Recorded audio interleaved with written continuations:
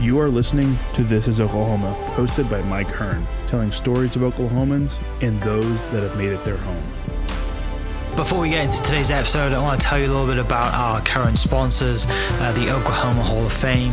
As you well know, if you've been following This is Oklahoma, they've been a huge part of this podcast. So this podcast is presented by the Oklahoma Hall of Fame, telling Oklahoma story through its people since 1927. For more information on the Hall of Fame, go to www.oklahomahof.com and follow them on Instagram for daily updates at OklahomaHOF. What's up, guys? Welcome back to another episode of This is Oklahoma. Mike Hearn, your host, back at the Bedford studio today with a photographer guest, with someone who, I mean, you've probably been in this building before to look at cameras and camera stuff, and clearly I'm a big fan of cameras and I know a lot about them, the way I'm talking about them, obviously. But Mel Willis is on the podcast to talk about, I guess, architectural photography and just making buildings look amazing and the interiors look amazing. I always look at some of the photos on your Instagram, which for people listening I'll link below, and it makes me jealous because I can't shoot like that, and also want to be in some of the shots that you're in, because I think the one that comes to mind is like the Summit Club in Tulsa. Looks amazing. But yeah, thanks for coming on the podcast. Thank you. Is this the first podcast you've ever done? This is actually my third. Okay. Yeah. That's all right then. We're good. We know what we're doing. I guess then, before we dive into photography things, as people listening already know this, but you know, we start a podcast with just kind of general background to set some context. So I guess, what is your Oklahoma story? Where does it begin? Okay, so I was born and raised in Kansas City, Missouri. And when I was 11 years old, my parents relocated us to Oklahoma. We lived in Mustang, and I went to school there for several years, graduated high school. I moved back to Kansas City for a couple years after graduating, trying to figure out what I wanted to do. I ended up getting a job in Oklahoma City at an architecture firm. Okay. So I relocated back here, and I've been back here since. That was in 2008. Yeah. So did you go to school for architecture? I did not. I actually went to school for graphic design. But when I worked at the architecture firm is when I realized that I loved photographing architecture. I did that for their marketing department, and that's kind of how I ended up where I am. Yeah. How do you kind of get into graphic design from a young age? Honestly, it just always interested me. I, at a younger age, used to make things in, this is silly, but Microsoft Paint all the time. And I think a lot of millennials probably started there. Yeah. And it just kind of snowballed, and I was interested in it, and I decided to go to school up at UCO. And that's how I kind of got introduced into the marketing world as well. Yeah. And it all kind of ties together there. Got you. Yeah. Our previous podcast guest, Justin Hodges, who does a lot of metalwork stuff and design stuff. He's like, yeah, I still do stuff in Microsoft Paint. Yeah. Which is really funny, which is the only reason really that I know what that is, because he mentioned it on a previous podcast. But yeah, it's a totally different world now with CAD and everything, and drawings and design. But I guess from a young age, then you just had that kind of want to draw and design and just create, and you just kind of went to graphic design, because I guess graphic design, I think for me, like I loved art growing up, but I was like, got to a point I was like, I can't do this anymore. And it goes from like painting and pencils to like, I can draw straight lines and cool graphics on a laptop, like get me in that room kind of thing. Yeah. So you just find your passion through graphic design then? Yeah. I mean, so a bizarre thing that my dad did whenever I was growing up, every holiday he would get both my brother and I, he would get us a gift that related to something that could be a hobby. Okay. He thought hobbies were really important, and he, every year would get us something different. One year he got me a guitar, which I was terrible at. That didn't last. And when I was 17 years old, he bought me a camera. Okay. He bought me a 35 millimeter camera. I became obsessed with it. And so I actually found photography early on, and that kind of got me into the world of marketing. Gotcha. And then from the world of marketing, I believe that kind of pushed me towards graphic design. Yeah. It's hard to tell which one came first, but they're all kind of hand in hand. Like design is design is design is design. Yeah. So. And then they said it all kind of ties back to marketing, because you can kind of, like, I have a degree in marketing. I say that I don't think I've ever used it, but I do. I use it every day, probably, right? But you have to use it all the time. The stuff that I learned, I actually don't think I use that every day at all. Like, the 4 Ps or 5 Ps or whatever, how many other Ps there are. Like it's just like, you just don't think about it, but you probably do. I do use it. As much as my marketing professor's probably like, you use it every day. Stop saying you don't. And then you kind of just pick up the love for photography, which is, one of the hobbies that continually, like, just you can't just pick it up and be good at it, right? Because then something changes. It goes from film, or it goes to like. It does. It's never ending. There's a lot of learning. Yeah. Absolutely. So when I first got that very first camera, I tried out all of the different genres. I tried landscape, which I still love landscape. We travel a lot. I still love to photograph landscape. That's kind of a personal thing. I tried portraits. I tried wedding. And while I was decent at them, I just wasn't quite as passionate about them. And when I worked for that architecture firm, they said, you're pretty good at photography. Do you want to try photographing our projects? I was terrible at photographing projects initially. You have a camera. Exactly. Yeah. So if I could show you what my first handful of images looked like, you'd probably laugh. But everybody has to start somewhere. You have to learn. And architectural photography is, I personally think, is one of the most challenging genres of photography out there. Sure. And so there was a lot of learning, a lot of reading, a lot of researching, a lot of trial and error. Yeah. But here I am. You're right, though. Like, I know that, I guess the most recent post on your Instagram when we were recording this, you did like which is a building with the sky and the right sun in the right place, right? The sun setting. But I remember seeing in your story this week, you were like, this is what happens when I show up at a totally different time. The building looks completely different. Absolutely. And dealing with, like, sadly, you can't move the building. You've got to wait for the sun to be in the right position, which is a constant battle. Absolutely. And on that project, the marketing team was like, we always photograph our buildings in the morning. And I had a feeling, that it wasn't going to work. We woke up at 5 a.m. to get there. And of course, there was like this beautiful sunrise, but it was happening behind me. It was not in frame. Yeah. So I like to use those examples to show people why I try to schedule things at certain times of the day, because it's things that if you're not a photographer and you don't deal with it on a daily basis, you don't think about it. No, not at all. And like taking pictures at noon is the worst time. Absolutely. Right? I know that much about photography, and a good friend of mine kind of does the same architectural stuff, and he's like, it's like early or late. Right. Yep. Like, absolutely. And he started in kind of residential shooting houses, and he's like and his kind of vice and getaway is the architecture stuff, because he gets bored shooting houses, which I would too if you shoot 10 houses a day and it's the same house every time. Yeah. But you're right, like the creative kind of side from the architecture and photography, it's really, really cool. And I guess from that moment then you just kind of, I guess initially you're like, I don't think I'm good at this. I need to get better and learn if they're going to give me the opportunity. You probably didn't think they'd give you the opportunity first, and then when someone says, hey, you should go photograph buildings, it's like a moment that like, okay, I need to improve at this. It never even occurred to me that this was a career. I started doing this really, really early on, and there were not a lot of architectural photographers at that time. So I really never considered that this could be a career path for me ever until I kind of dove in head first. I became a little obsessed with it. As a lot of creatives do. And I just tried to find as much information out there as possible, which there was not a ton at that time. And just immersed myself in it until I learned as much as I could. And I'm still learning because it's constantly changing, like you mentioned earlier. So when did you get to the point then where you're still at the architecture firm and you think, I'm actually being booked to shoot so much and traveling like that it's not worth me working right now?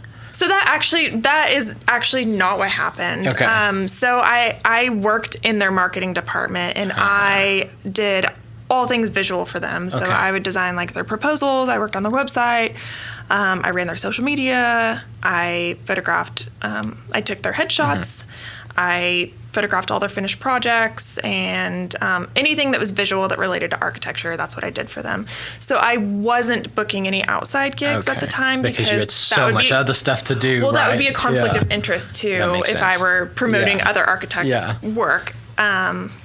So I decided that I loved that more than any other part of my job. Yeah. I still enjoy the other things. I still enjoy like designing proposals and all that fun stuff, but the photography was what I loved the most. So I decided that I wanted to try and go out on my own and see if it would work. Yeah.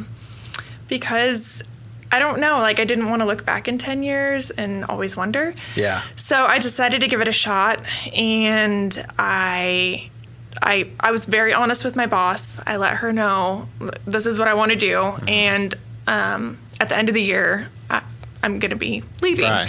So I had several months to prepare. She was really cool about it, and I started working on all of my business stuff and had it ready to go for January 1st. Yeah. And I held my breath and hoped that people would knock on the door or email me or whatever.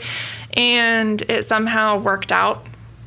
I'm not entirely certain what I did right, but it worked out. And that's awesome. That's great to have. Very lucky. Yeah, no doubt. But because a lot of people, we've had plenty of people on the podcast who've kind of like done a side hustle, right? Grown at that side hustle, and then it comes to a point. That's kind of why I assumed, and that you grow that to a point, and you think, okay, it's not worth me doing my real job.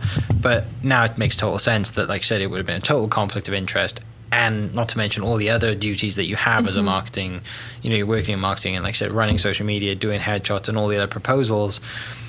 The photography is a small part of it, right? Yep. But like you said, it's the one thing that you love doing, and then thinking, you know what? I don't want to look back in 10 years and think, what if? Let's give it a go. Why not? What's the worst that can happen? I get my job back, basically. Yep. Exactly. Or another job in a different, agency, a different architecture firm. What year was it that you went for it? Oh, what year was it? It was 2018. Okay. So 3 years. 3 years. Yeah. Yep. Exactly. Flown by? It has flown. Last year didn't exist really to most people, so the other years have flown by. Last year was actually really bizarre. Yeah. 2019 was when the pandemic started, right? 2019? I don't even know. March 2020. Right? Was it? I think. Yeah, I think it was March 2020. Okay. Yeah. We're over a year in. I can't. Yeah. Even, yeah. See, that's what I mean. Yes, like you're 2020 right. didn't you're exist. Right. 2020. Right? You're right. Okay. So yes, March 2020, everything was trucking along completely normal. We were actually in New York City when the pandemic, like when New York City was shutting down, and I had a working as well. Or you're on vacation? we were up there for vacation, but I had a handful of photo shoots that were scheduled, and I had to let my clients know I'm in New York City. I completely understand if you don't want me to come to the photo shoot. Right, I'm at the center of everything right now. Exactly. So, of course, those photo shoots canceled. And they stayed canceled for, I want to say, a few months. And then when things kind of opened back up and you still had to go get your temperature checked and wear your masks on your shoots and things like that. But when things kind of picked back up, it felt somewhat normal. Like my workload really didn't change too much except for maybe about like March and April of last year. Yeah. And at that point you'd already kind of like built your clientele up for a year previously, right? 2 years before that. Yeah, so it luckily. was like, so you don't have to, it's not like you're starting a business and you're like, oh great, now I need to be hired to go shoot amazing offices that no one's coming back to for another 12 months. Right. Did a lot of people kind of take that time to renovate or not, and then have you back during that time? Or not? Was there like new projects coming in? I mean, construction prices went through the roof as well, so I assume not. Yes, they did. A lot of them were projects that were kind of already in the works. Yeah. And they were already in the middle of construction, so there's really no backing out there. Yeah. Go ahead. Oh, I was just going to say, some of the shoots that were canceled, they just pushed them back. So I did those later on in the year. Yeah.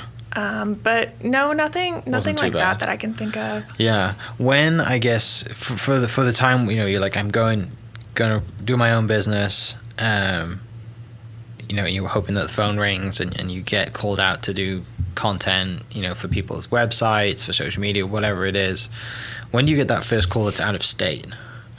Oh, that was actually the first call that I got. Really? Yeah, somehow. No way. Yeah, the very first client that I got was actually from my hometown, Kansas City. Yeah. They contacted me, and they had a project here that they wanted me to work on. They ended up enjoying working with me, so they hired me to photograph a handful of projects up in Kansas City as well. Yeah. And yeah, that was my very first. Well, I still do work for the architecture firm that I worked for. Yeah. So they were probably my first client, but first new client, was an out-of-state firm. It was bizarre. That's amazing. I know. I have no idea how it happened, but grateful. No doubt. And then like I guess the good thing is that when you get in with like an architectural firm, right? Like they don't just build one building, right? And they also try and outdo themselves every time they build a new building, so they want to show it off.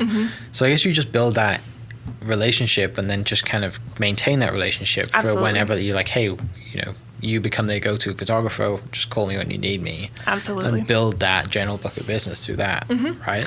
And what's funny about the Oklahoma City architecture community is it's very close-knit. Everybody knows everybody.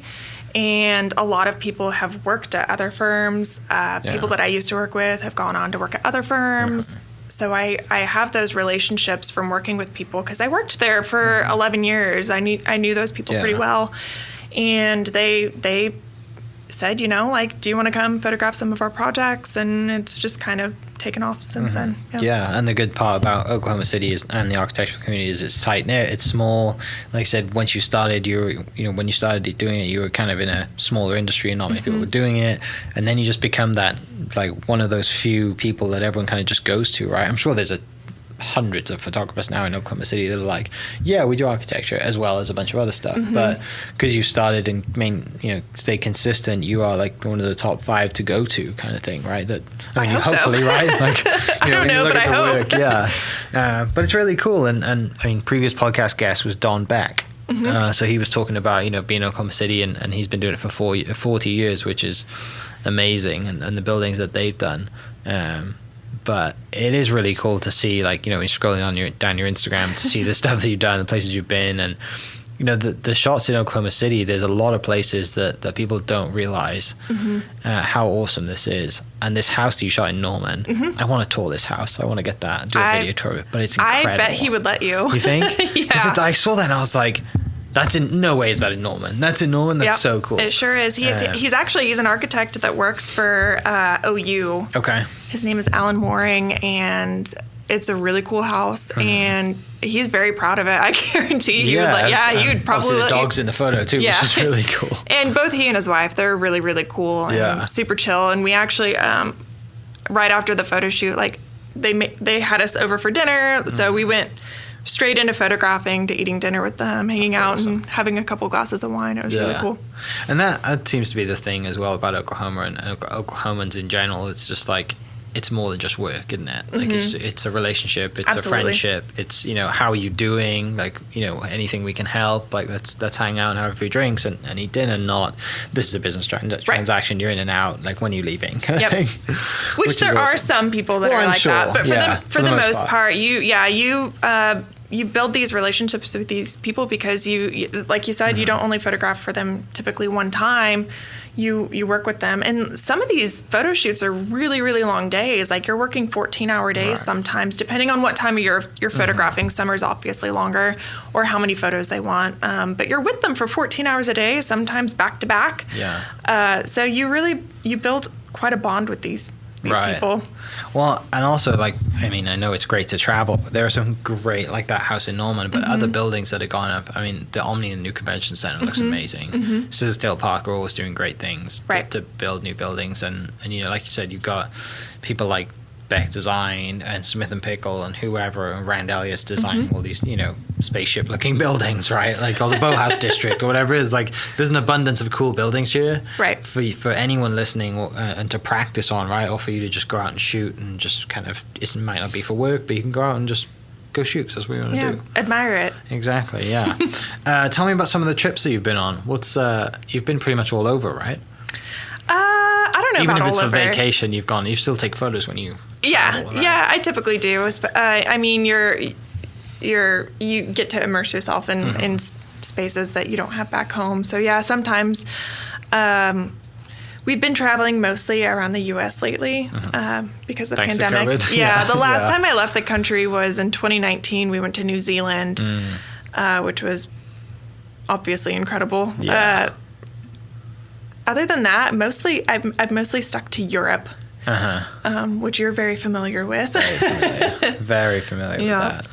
Yeah, I mean, the good thing is, like, in the right light, you can make a lot of buildings look really cool. Lighting is Right. easily the most important thing. Lighting changes everything. It picks up texture. It can change the color of a material. It can alter the space completely. Yeah. So lighting is easily the most important piece to architectural photography. From the travels then, and from like just reading so much and diving into architecture and not just photography and learning about photography and light and all the importance of that, but diving into like the architects and their vision, right? Because that's what you're showing off is, you know, when an architect calls you, they're not just like, hey, go shoot this building. They're like, I designed this because of this, this, and this. And then you need to understand all that stuff because it makes you better at what you do. What are the, I guess, buildings that stand out for you in Oklahoma City? And then what are the buildings around the world that you haven't shot yet that you want to? Oh my gosh, that's such a tough one. That's I know. not fair. Okay, well, let's start with Oklahoma City. Okay, so when you were describing the story that the building tells, one of the recent shoots that came to mind when you were talking about that was the convention center, which that is actually the firm is based out of my hometown, also Kansas City. Okay, great. They are an international firm. I Sure. believe that their main headquarters is in London. But the U.S. headquarters is in Kansas City, and they came down and walked through the building with me and talked about it. And like the main story of that entire building is Oklahoma sunsets. So that was one thing that I had to keep in mind throughout the entire photo shoot, especially the exteriors. There were certain things that they wanted. Like typically the photo that you were talking about earlier with the sunset in the background, well, what they wanted was the sunset reflection. Right. I was like on the glazing in the front. It's like the convention center faces the setting sun. But that was something that that was part of their design. Like the intent was to show the reflection of the sunset. So which is really cool. Yeah, and had they not told me that, I probably would have photographed it completely differently. So that those little tidbits, those little things. Completely changed. I was down there one morning a couple of weeks ago, like before kind of at sunrise, and shooting with a friend of mine. We were shooting a car outside, and like the reflection, even off the strobe lights inside and outside, I mean, it's just amazing. And it's like I said, you when you go to do a shoot, right? You obviously you prefer someone to walk you through and tell you all about it because you just. Like I said, you need to learn as much as you can. Yeah, and it doesn't always happen. Well, sure. Right, because the architect might be halfway around the world. And You're often dealing with the marketing coordinator or director of marketing, and who generally doesn't know much about photography. Well, sometimes a lot of them do know a lot about photography, or they know enough about photography to communicate their needs, but they don't necessarily always know like the full story of the design of the building. Sometimes they do. Sometimes the architect is able to give that information to them. But sometimes the architect's like busy working on another project by now, and they just don't have all that information to give us. Yeah. Or it's a beautiful building. It is a beautiful building. They did a great job. The park in front of it and everything. And you're right. It does look really good. And I mean, it doesn't just look good. It's going to do great things for the city as well, bringing plenty of people in here. Right. So back to the other question then, buildings around the world that all famous architects have built, or bridges or whatever it is. The UK's got some pretty good architects, actually. They've built some giant bridge in France a couple of times, I think. So I've been told. Or I saw in the news, or in a Top Gear episode, actually, I think. Is there any like ones that you've been to and visited that you're like, of all the buildings I've shot at the moment, this was like, and it might not have even been a paid job, but it was just like, I'm so glad I got to shoot it. So a lot of my traveling happened, honestly, before I really picked up architectural photography. It was when I was still trying out those other genres of photography. I didn't really, around the world, I really haven't photographed a ton of architecture. But I mean, I've been inside of some really cool well, and buildings. that's like for people listening, like it's not just the outside, right? Like shooting the inside of that house, Summit Club looks really good. Bradford House is just the dream to go shoot anywhere in that building. It's like you just point the camera in any corner and you'll get a good shot pretty much. So that project, Willow House, is really it's in the United States, so it's not in the desert. It's in Terlingua. Yeah. It is like right on the border of Mexico and Texas. You look like you're familiar with the area. Right. But Big Bend National Park is down there, which is, you can see right out the windows, right there in those photos. Yeah. It's just a really cool designed house. It's several. So it's several. They call them casitas, but you can stay there. Yeah, it's kind of like a hotel type thing, and then they have this main guest house that everybody can come in, kind of like a hostel. Use the kitchen all together, and you get to know people that you wouldn't get to know otherwise. But it's a really cool concept. I would suggest probably going there in the winter, since it's like in the desert. Yeah, it gets really hot in the summer, but it's beautiful all year. Was that a travel or was that a paid? That was actually travel. Okay. Yeah. I mean, it is. And for people like listening, I'll probably post these pictures, or you can go see them on Mel's Instagram, which I'll link below. But yeah, I mean, like this building in, that's in Milwaukee. In Milwaukee. That's pretty awesome. Yeah, that's the Milwaukee Art Museum. And the cool thing about that building is it actually moves. So those wings, it closes when the museum closes, and then it opens back up and it lets us light into the interior. And if you're ever in Milwaukee, it also does it at noon. It'll like flap the wings. Yeah. So there's a couple different times a day that you can watch it do that. It's pretty neat. There's so many cool buildings around, right? And that's the same architect. This one? As you can tell, it's kind of a similar look. God, it's just like seeing great pictures of awesome buildings is like a joy. But like people listening will be like, yeah, I've been to all these buildings and I've got an iPhone photo, and I'm just kind of like, it's not the same.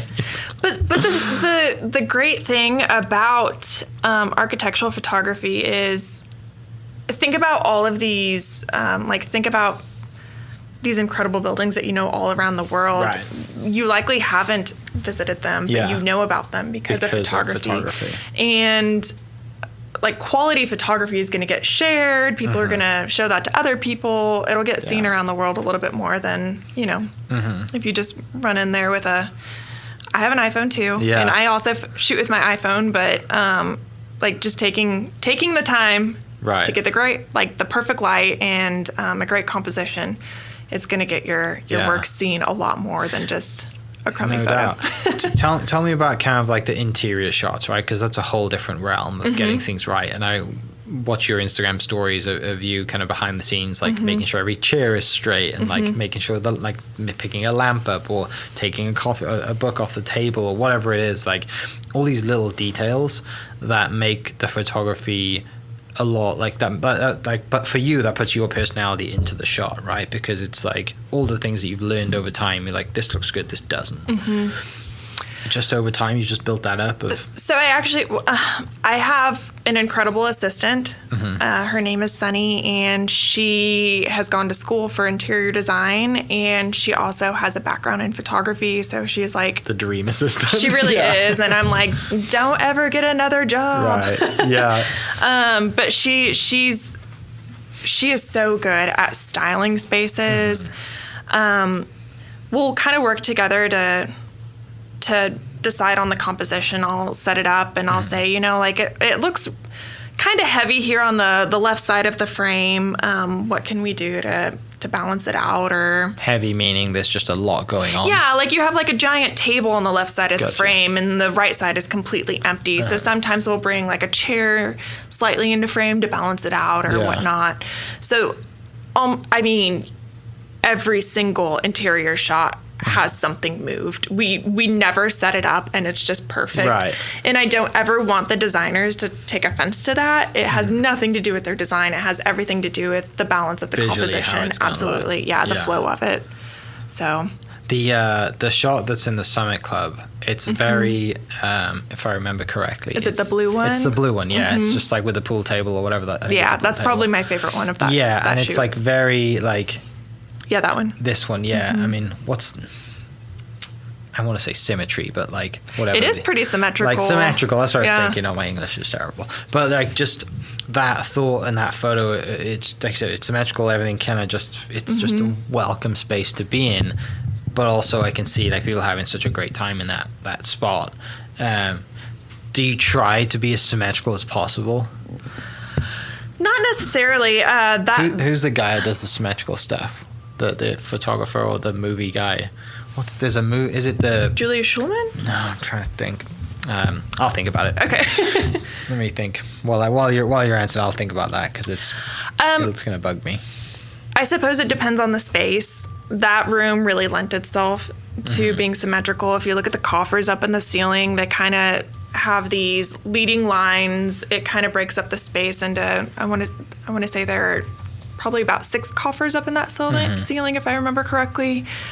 So it really, that room just lends itself to being very symmetrical. And believe it or not, that room was fairly well set up when we got in there, but it probably took us 30 minutes to move those sofas around and make sure that the pillows were perfectly symmetrical, because those things stick out like a sore thumb if they're not spot on. So actually the symmetrical photos are more difficult than the asymmetrical ones just because they have to be identical. That makes sense. Yeah. And there's a lot of like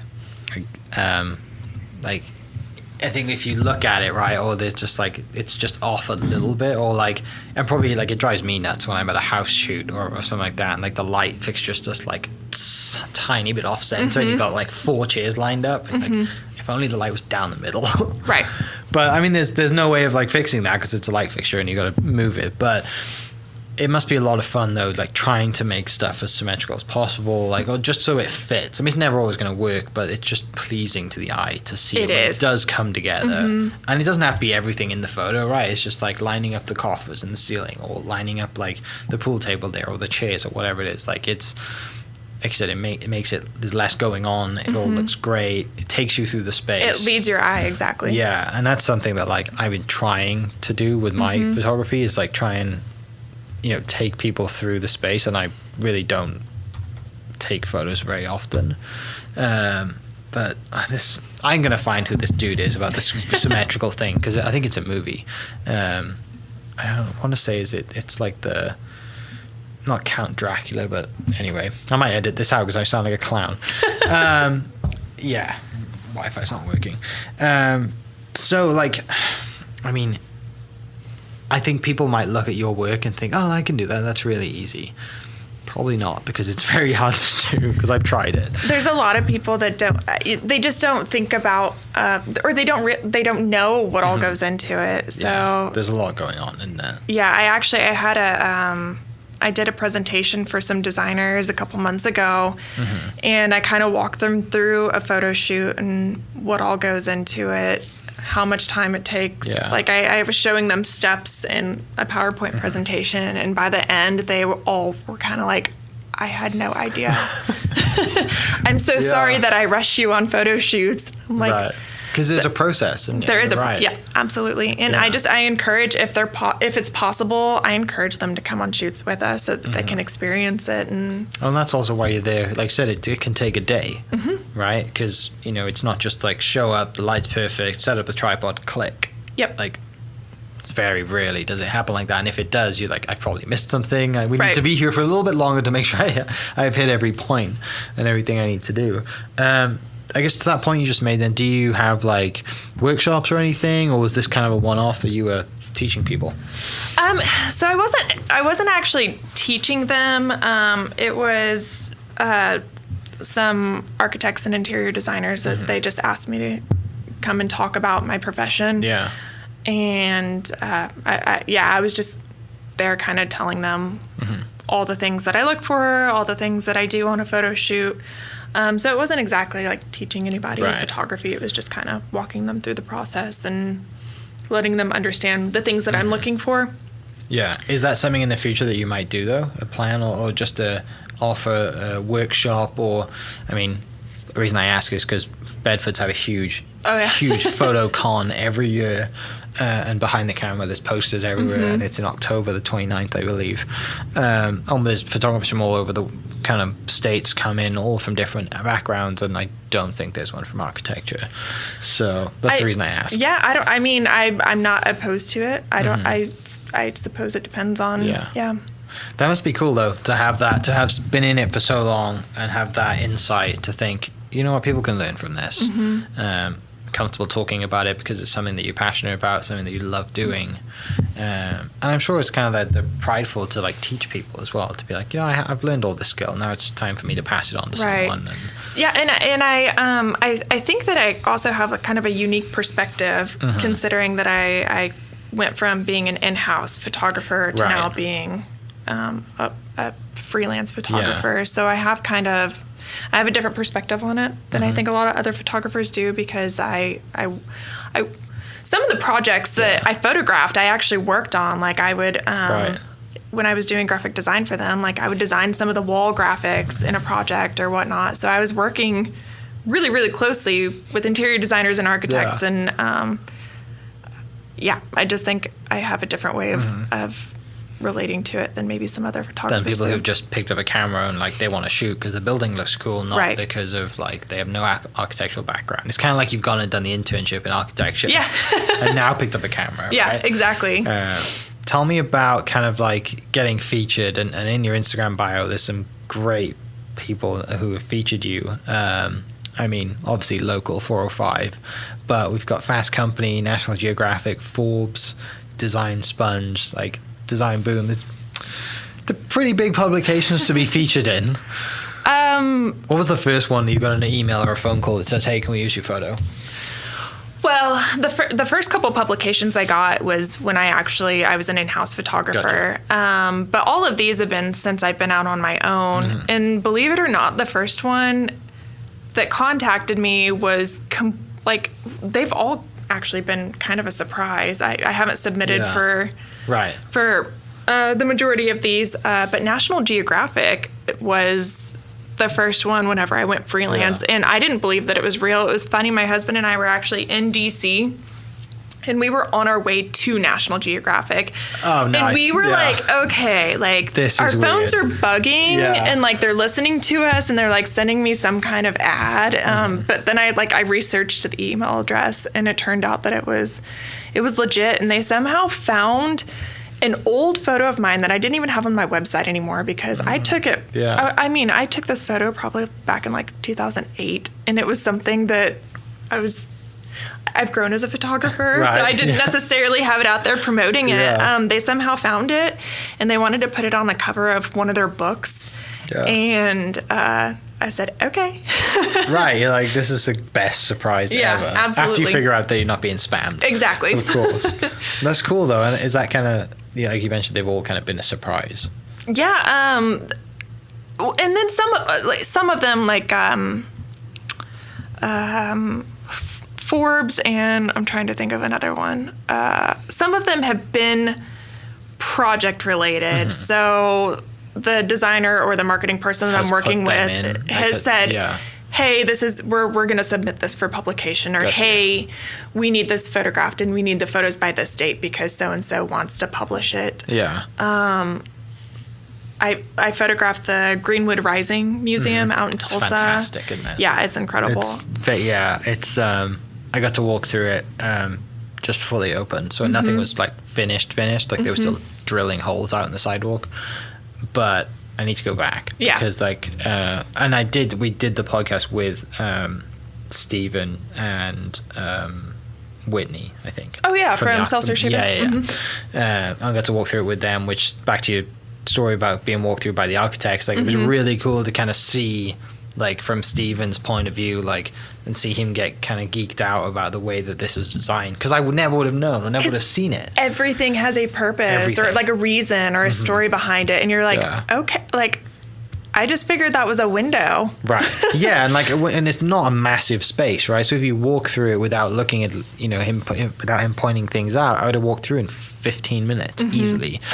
But we were there for an hour because he's like, no, this is this like this because of this, and like the windows and the light, and the Whitney called it a skylight, and it's like an Oculus or something. So that was kind of funny because he was like, it's an Oculus. Stephen, if you're listening, I thought that was really funny. That is funny. Tell me about this house in Norman. That's the Prairie house? Prairie house, because it's not a very big house, is it? But it's fascinating. It is not. I mean, it's two levels. Yeah. It is probably one of the more interesting houses in Oklahoma, but It was just designed by Herb Green. I don't know what year. It was in the 60s. Yeah. All out of wood? A lot of wood. I believe they're cedar shingles. Yeah. Have you been inside of it? I haven't, no. Can you just go visit it? Well, you need to coordinate it with the owners, but they're really it's cool just a about residential kind of like someone owns this and you can... Yeah, a team owns it. Mm-hmm. I'm not entirely certain what they're planning on doing with it. They at one time had some ideas, but of course COVID happened and things have shifted. So I'm not entirely certain what they're planning on doing with it right now. Yeah. But my good friend was like, "Hey, we want to get this photographed. Are you, like, would you be interested?" And of course, do you know anybody? Yeah, I jumped at the opportunity. Yeah, of course. And just walking through it. So all that cedar, you can imagine looking at that photo. You walk through, and it smells like cedar all the way through the house. Like, it's just really incredible. My allergies would be killing me, I think, if I walked through. How important is kind of like social media and posting and being engaged? And because it's like I'm sure you see this too, there's a lot of people out there who are photographers that like necessarily aren't the greatest photographers in the world, but they have like a huge amount of followers. Mm-hmm. And that might be kind of annoying sometimes because they get jobs over you because they have a following. Mm-hmm. How has that been? Is that a battle? And like with like and you've been in the industry for so long that you have a reputation, but it seems like from what I've heard from others that like that kind of happens a lot and they get pretty irritated. It personally has not been an issue for me. I think it's because I have those relationships. Right.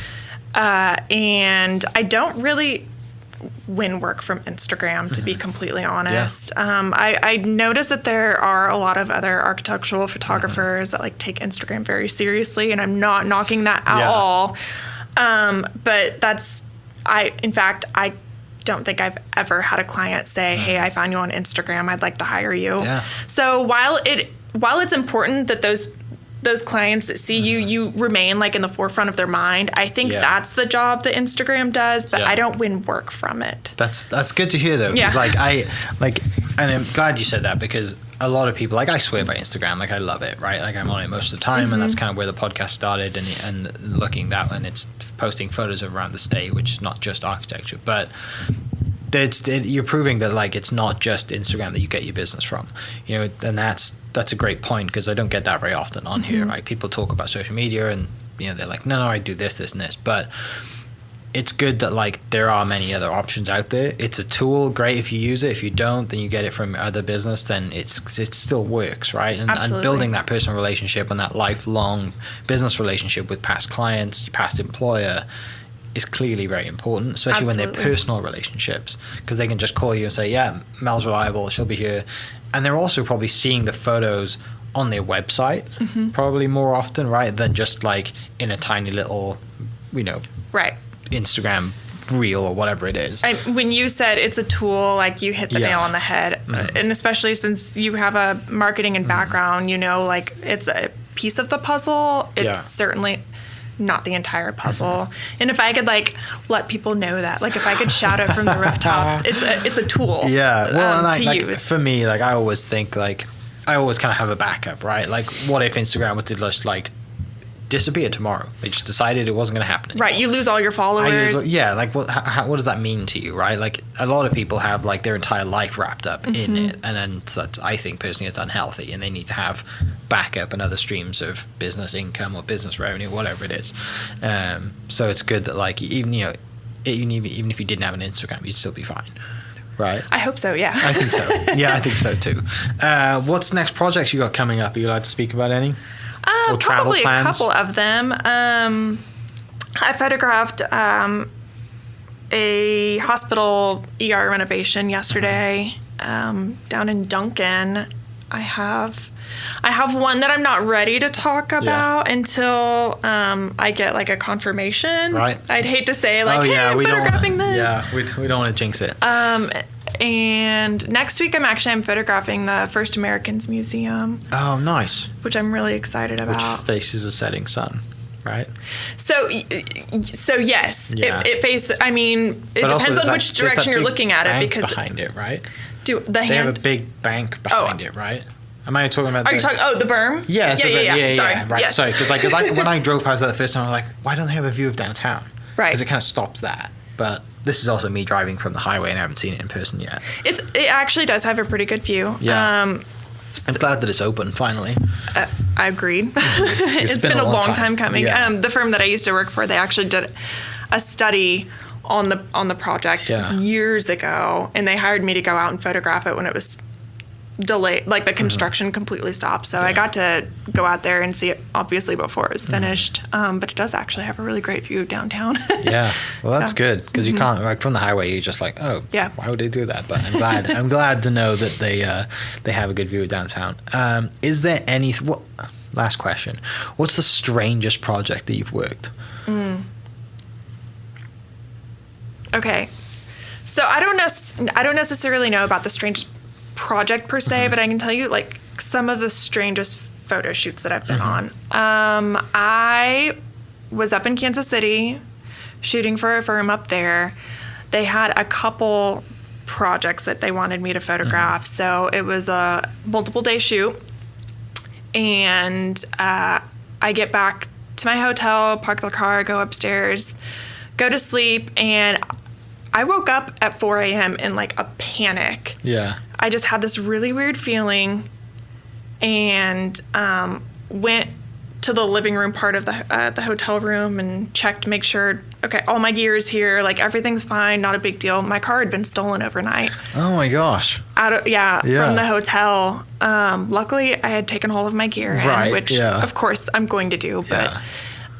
So my car was stolen on a photo shoot, and I had to walk to Avis to get a rental car, pack all the gear in, and be at my shoot the next day. Yeah. Like, so how was your night at the hotel? You're like, oh, you do not want to know. Actually, so I had been working with the same designer the day before, and I pulled up and he goes, "That's not your car." I was like, "Yeah, I know."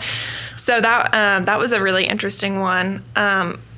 The Greenwood Rising shoot was actually a really interesting one too, because they were trying to get it photographed for that publication, and they were in the middle of construction when it was all happening. Right. So we had to start photographing at 4 p.m. and then we worked until 1 a.m. and it was like back-to-back shoots. Yeah. So they were doing construction in the middle of the day, and then the construction crew would like hide all of their equipment and tools and everything, and like completely clean the space. So it was almost like it wasn't in construction at night. I'm sure they were thrilled about that too. That was a really interesting shoot. But it was I think it was really successful, and it turned out well, also the things that the project manager, yourself, like everyone ties in the things that you have to do to make this work as well, right? Because there was like, you have a time frame, we're all working together, we're going to make this work because it has to happen. And that's, they had a huge deadline to reach. By the way, we need the photos in 3 days. Oh yeah, exactly. Yeah, and also once you're not going to bed at 1 a.m. because you're going to continue editing until we get these back. So that's awesome. How long does it take you to edit, roughly? It depends on how many photos. So it depends on the shoot, but I say my standard turnaround time for like a standard photo shoot is about 2 weeks. Okay. It's not too bad. Yeah. But some of these bigger shoots, like the convention center, they needed more photos than it's a huge space. Yeah. So they needed way more photos than a typical photo shoot, and that one was a little bit longer. Do you have a favorite building you've shot in Oklahoma City? I feel like that's a loaded question. Well, yeah, just one that you just like, I just love to shoot this building, and not necessarily. I mean, it might just be one that you just love the design of. Not necessarily like to shoot it all the time, but just one that stands out. I love the Omni. That was a really fun one for me. I worked with the interior designer, and he's out of New York City, and he was so easy to work with. He was like, I love when they're like, I completely trust you. Yes. I trust your eye. Right. Just make sure you capture like this piece or this this part of my story or whatever. They're not like in there directing the whole shoot. Exactly. You're like, I'm just here to push buttons. Yeah, that was a really, really fun one to photograph. And Yeah. It's a cool building, for sure. It is a cool building. It is. I mean, the whole part of it, everything that ties into that area, where it is, the whole thing, it's absolutely. It's definitely a good spot. Well, Mel Willis, thank you so much for coming on the podcast. Thank you. It's been a long time coming. We should have done this a while ago, but I'm glad we finally did it. And now people know a lot more about your story. They can go to your Instagram, which I'll link in the description, and check out your work. And if they want to hire you, they can go to your website, which I'll also link down below. But yeah, thanks so much for coming down. I really appreciate it. I'm excited to see you progress. Love to see the work. Post more on Instagram because I want you to do that, because I know we spoke about this before, that you don't do it very often, but people will need to see this work, and even if they're not going to be a client or whatever, it's cool for me to reshare those photos. Selfish reasons. But yeah, love your work. Love the story, and love that you found a passion through, like, you didn't expect it, and you know, you started working for an architectural firm for graphic design, and now you like have this solo business, right? Like, to take that leap and be an entrepreneur, it's not easy, but you did, and thankfully you don't have to look back in 10 years and think, what if? Which is a great lesson for people listening. Give it a go. It's worth it. If it doesn't work out, you'll always fall back on the job that you're in anyway, so don't worry about it. So yeah, thanks so much for coming down. For everyone listening, I'll post Mel's Instagram in the description, as well as your website, and we will catch you next episode. Cheers. This podcast is presented by the Oklahoma Hall of Fame, telling Oklahoma story through its people since 1927. For more information on the Hall of Fame, go to www.oklahomahof.com and follow them on Instagram for daily updates at oklahomahof. Thank you for listening. We are inspired by those around us and hope that you are too. Make sure you subscribe to this podcast on your favorite podcast platform and leave us a review so we can keep telling your stories. For more great Oklahoma content, follow This Is Oklahoma on Facebook and Instagram.